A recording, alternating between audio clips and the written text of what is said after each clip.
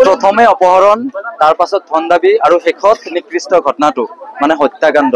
তেনেকুৱা এক নিকৃষ্ট জঘন্য আপুনি কি ক'ব, এনেধৰণৰ এক নিকৃষ্ট ঘটনা সংঘটিত হৈছে বৰপেটা জিলাৰ চেঙা সমষ্টিৰ কমাৰপাৰা যি গাঁও আছে সেই গাঁওখনত সংঘটিত হৈছে। এগৰাকী 8-9 বছৰীয়া এগৰাকী কণমানি ফুল কোমলীয়া এগৰাকী কন্যা শিশুক প্ৰথমে অপহৰণ কৰা হৈছে, তাৰ পাছত হত্যা কৰা হৈছে আৰু হত্যা কৰি যি অভিযুক্ত আছে অভিযুক্তৰ বাসগৃহৰ ভিতৰতে পালেঙৰ তলত পুতি থোৱা হৈছে। আৰু এই ঘটনা পোহৰত অহাৰ পাছতে এই গাঁওখনত এক উত্তেজনাময় পৰিৱেশৰ সৃষ্টি হৈছে। মোৰ সৈতে কিছু লোক আছে, মই তাৰ পূৰ্বে কথা পাতিম, তাৰ পূৰ্বে মই সামগ্ৰিকভাৱে মই পৰিৱেশ দেখুৱাবলৈ যত্ন কৰি মোৰ সহযোগী এয়া চাব। এই ঘৰখনতে এয়া হৈছে অভিযুক্ত মাজিদুল আলীৰ বাসগৃহ। এই মাজিদুল আলীৰ বাসগৃহৰ ভিতৰত এনেদৰে পালেঙৰ তলত পুতি থোৱা হৈছে এই ফুলকুমলীয়া শিশুটিৰ নাম ৰহিমা খাতুন।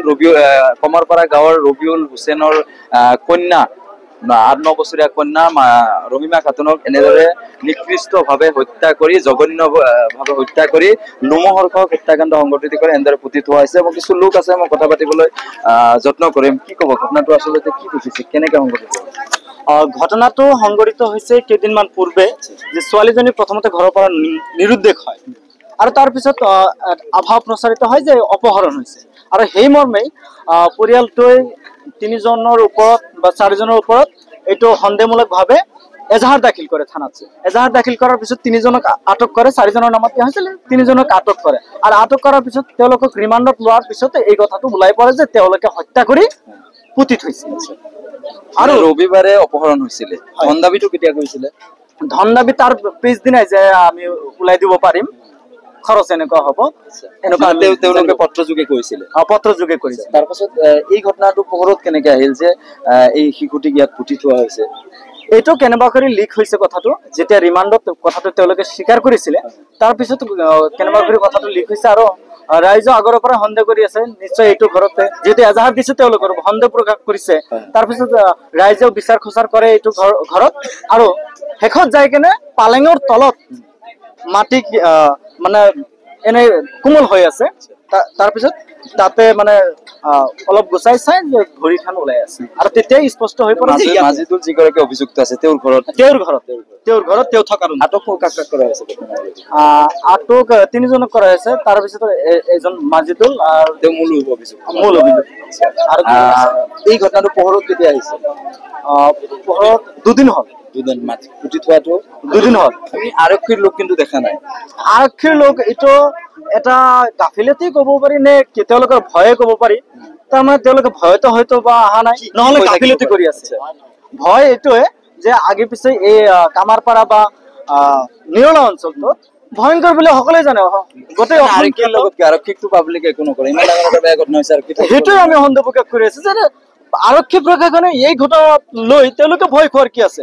তেওঁলোকে আহি যিহেতু জানিব পৰা গৈছে, ৰাইজে ইতিমধ্যে উলিয়াই দিছে ক'ত লুকাই থৈছে, ক'ত পুতি থৈছে, ওলাই পৰিছে, গতিকে আহি উদ্ধাৰ কৰি লৈ গ'লেই হ'ল। কি দেখিছে এতিয়ালৈকে আৰক্ষীৰ লোক অহা নাই? এতিয়ালৈকে আৰক্ষীৰ লোক অহা নাই, সেয়া খুব লজ্জাজনক এটা ঘটনা আমাৰ কাৰণে। কিন্তু এনেকুৱা এটা ঘটনা হৈছে যোৱা ৰবিবাৰৰ দিনাৰ ঘটনা। আনুমানিক 10টা 10:30 মান বজাত তেওঁলোকে ছোৱালীটো বিৰুদ্ধে হৈছে বুলি অৱস্থাত কেতিয়া গম পাইছে? যোৱাকালি গম পাইছো। এতিয়ালৈকে আৰক্ষী অহা নাই। এইটো কাছমাৰা থানা। কি বিচাৰে আপোনালোকে? আমি বিচাৰিছিলো 2 দিন ধৰি ছোৱালীটোক পোৱা গৈছে, মানে থানাৰ পৰা আহি বস্তুটো উদ্ধাৰ কৰক ছোৱালীটোক, কিন্তু থানাতো আমি ফোন কৰিছো, থানাৰ কোনো কাণ সাৰ নাই। আমি SP অফিচতো কালি ফোন কৰিছো, কালিও SP ছাৰে থানাৰ ৰচিদ নাম্বাৰ দিছিলে, ফোন কৰিলো, এতিয়ালৈ আহি পোৱা নাই। লাষ্টটো 25 হৈ গৈছে, মানে গন্ধ ওলাই গৈছে। মানে হয় সব খুব এটা গুৰুত্বপূৰ্ণ কথা যে এই মুহূৰ্তলৈকে 2 দিন হ'ল এই ডেড বডিটো ইয়াত ৰাইজে প্ৰত্যক্ষ কৰিছে।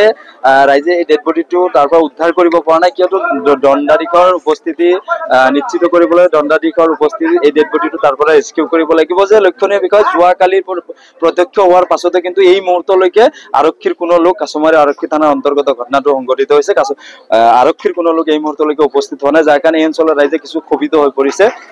গতিকে অঞ্চলৰ ৰাইজে এই যি লোমহৰ্ষক যি জঘন্য যি নিকৃষ্টতম ঘটনা সংঘটিত হ'ল এই ঘটনাৰ পুনৰবাৰ যাতে তেনেকুৱা ঘটনা সংঘটিত নহয় তাৰ বাবে এই অঞ্চলৰ ৰাইজে দাবী জনাইছে শীঘ্ৰেই এই ঘটনাটোৰ সৈতে জড়িত যিসকল লোক আছে তেওঁলোকক অচিৰেই চিনাক্ত কৰি কঠোৰৰ পৰা কঠোৰতম শাস্তি বিহিব লাগে।